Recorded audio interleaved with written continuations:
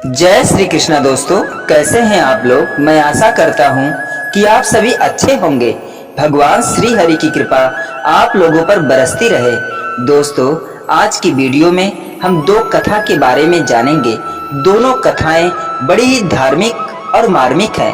पहली कथा में हम ये जानेंगे कि हनुमान जी को गदा कहां से प्राप्त हुई थी, और दूसरी कथा के बारे में हम जानेंगे कि जब भगवान शंकर मृत्यु लोक पर भ्रमण कर रहे थे और कीचड़ में गिर गए थे तो उन्हें किसने कीचड़ से निकाला था। तो दोस्तों, आइए बिना विलंब किए आज की मार्मिक कथाओं को हम शुरू करते हैं। सप्ताह के 7 दिनों में मंगलवार का दिन राम भक्त हनुमान जी को समर्पित है। कहते हैं चिरंजीवी बजरंगबली बहुत शक्तिशाली देवता हैं।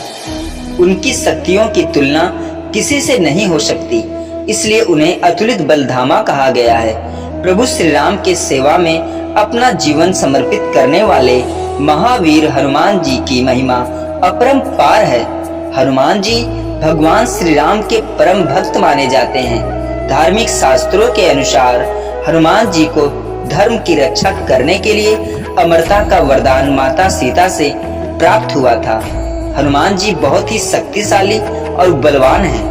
हनुमान जी अजर अमर माने जाते हैं। हनुमान जी के पास ऐसी दैविक शक्तियां हैं जो अन्य किसी भी देव में नहीं है। हनुमान जी का रूप विशाल काय है। हनुमान जी के पास अनेकों अस्त्र शस्त्र हैं, जिनमें पहले स्थान पर उनका गदा आता है। हनुमान जी की भक्ति करने वालों को बजरंगबली स्वयं हर संकट से बचाते हैं। हनुमान जी का अस्त्र कितना शक्तिशाली है, ये क्या है गदा की विशेषता, आइए जानते हैं। हनुमान जी हमेशा बाएं हाथ में गदा रखते हैं, इसलिए हनुमान जी को बाहस्त गदा युक्त भी कहा जाता है। भूत प्रेत भी हनुमान जी से भयभीत रहते हैं। उनका नाम सुनते ही कोसों दूर भाग जाते हैं।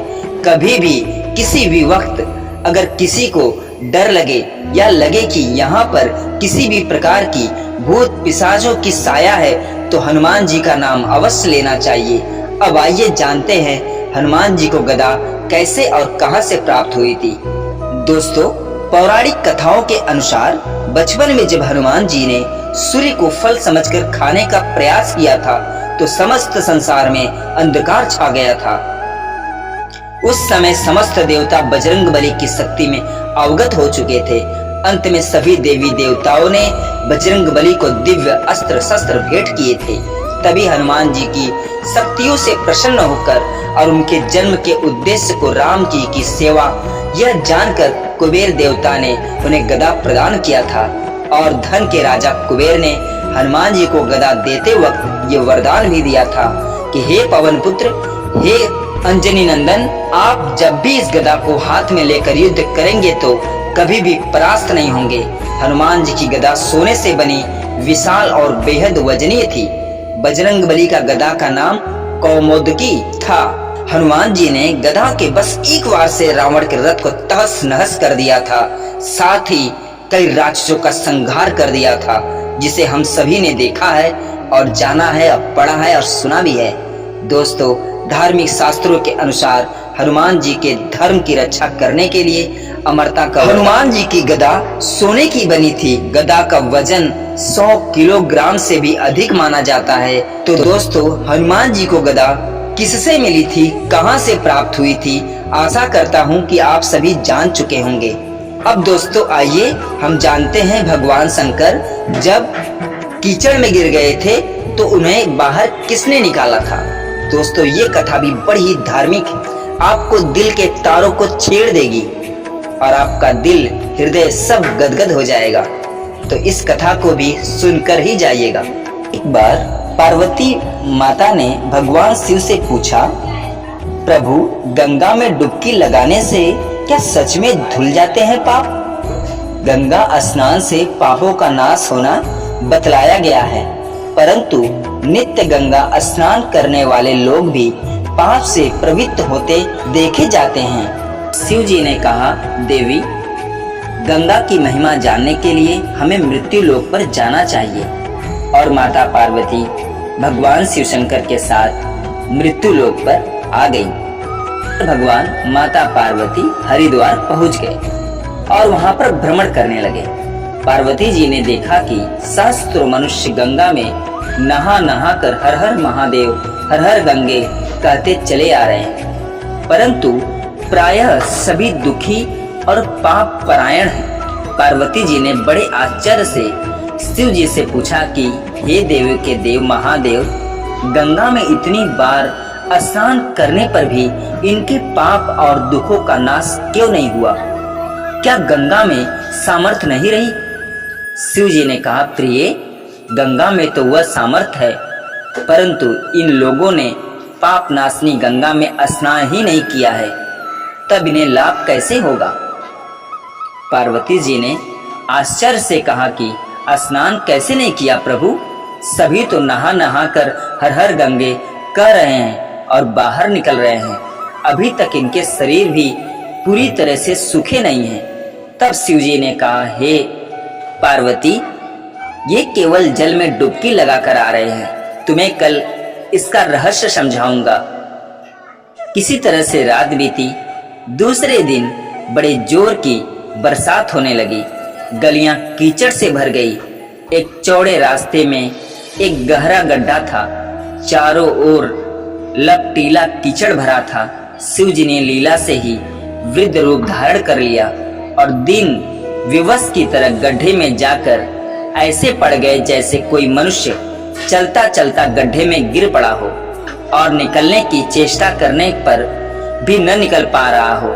पार्वती जी को उन्होंने ये समझाकर गड्ढे के पास बैठा दिया कि देखो, तुम लोगों को सुना सुना कर यूं पुकारती रहो कि मेरे वृद्ध पति अकस्मात गड्ढे में गिर पड़े हैं। कोई पुण्य आत्मा इन्हें निकालकर इनके प्राण बचाए और मुझ असहाय की सहायता करे।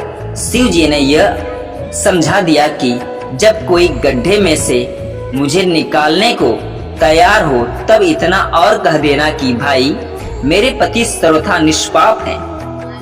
इन्हें वही छुए जो स्वयं निष्पाप हो। यदि आप निष्पाप हैं तो इन्हें हाथ लगाइए, नहीं तो हाथ लगाते ही आप जलकर भस्म हो जाएंगे। पार्वती जी प्रभु की बात मानकर गड्ढे के किनारे बैठ गई और आने जाने वालों को सुना सुना कर शिव जी की सिखाई हुई बातें कहने लगी। कोई मेरे पति को बचा ले, कोई मेरे वृद्ध पति को बचा ले, मेरी सहायता करो, मेरी सहायता करो। गंगा में नहाकर लोगों के दल आ रहे थे। सुंदर युवती को यूं ही बैठी देखकर कईयों के मन में पाप आया। कई लोग लज्जा से डरे तो कईयों को कुछ धर्म का भय हुआ। कई कानून से डरे। कुछ लोगों ने तो पार्वती जी को यह भी सुना दिया कि मरने दे बुढ़े को, क्या उसके लिए रोती है। और आगे और कुछ दयालु सच्चरित्र पुरुष थे। उन्होंने करुणावश हो युवती के पति को निकालना चाहा, परंतु पार्वती के वचन सुनकर वे भी रुक गए। जैसे निकालने जाते वैसे ही पार्वती जी कह देती कि अगर आप लोग निष्पाप हो तभी मेरे पति को हाथ लगाना, नहीं तो आप लोग जलकर भस्म हो जाओगे। माता पार्वती की बातों को सुनकर गंगा से स्नान करके आए हुए लोग सोच में पड़ जाते कि गंगा से स्नान कर कर आए हैं तो क्या हुआ, पापी तो है ही। कहीं अगर हम इस बुढ़े को हाथ लगाते हैं तो कहीं हम जलकर भस्म ना हो जाएं। किसी का साहस नहीं हुआ। सैकड़ों आए, सैकड़ों ने पूछा और चले गए। धीरे धीरे सूर्य भगवान अब डूबने के करार में थे। संध्या हो चली थी। शिव जी ने कहा, पार्वती देखा, आया कोई गंगा में नहाने वाला। थोड़ी देर बाद एक जवान हाथ में लोटा लिए हर हर गंगे करता हुआ निकला। पार्वती ने उसे भी वही बात कही। युवक का हृदय करुणा से भर आया। उसने शिव जी को निकालने की तैयारी की। तब पार्वती ने रोकर कहा कि भाई, यदि तुम सर्वथा निष्पाप नहीं हो तो मेरे पति को छूते ही जलकर भस्म हो जाओगे। उसने उसी समय बिना किसी संकोच के दृढ़ निश्चय के साथ पार्वती से कहा, माता, मेरे निष्पाप होने में तुझे संदेह क्यों होता है? देखती नहीं मैं अभी गंगा नहा कर आया हूँ। भला गंगा में गोता लगाने के बाद भी कभी पाप रहते हैं? तेरे पति को निकालता हूँ। युवक ने लपक कर बूढ़े को ऊपर उठा लिया। शिव पार्वती ने उसे अधिकारी समझकर अपना असली स्वरूप प्रकट कर उसे दर्शन दिया और कृतार्थ किया। शिव जी ने पार्वती से कहा कि इतने लोगों में से इस एक इंसान ने ही गंगा स्नान किया है। इसी दृष्टांत के अनुसार जो लोग भी बिना श्रद्धा और विश्वास के केवल दंभ के लिए गंगा स्नान करते हैं, ढकोसले के लिए स्नान करते हैं, उन्हें वास्तविक फल नहीं मिलता। परंतु इसका यह मतलब नहीं है कि गंगा स्नान व्यर्थ जाता है। विश्वास के साथ किए गए गंगा स्नान का फल मिलता ही मिलता है। तो दोस्तों, ये थी भगवान शंकर की कहानी। जब वो कीचड़ में गिर गए थे तो उन्हें एक अच्छे निष्पाप व्यक्ति ने बाहर निकाला था। दोस्तों, मैं आशा करता हूँ कि दोनों कथाएं आप लोगों को बहुत अच्छी लगी होगी।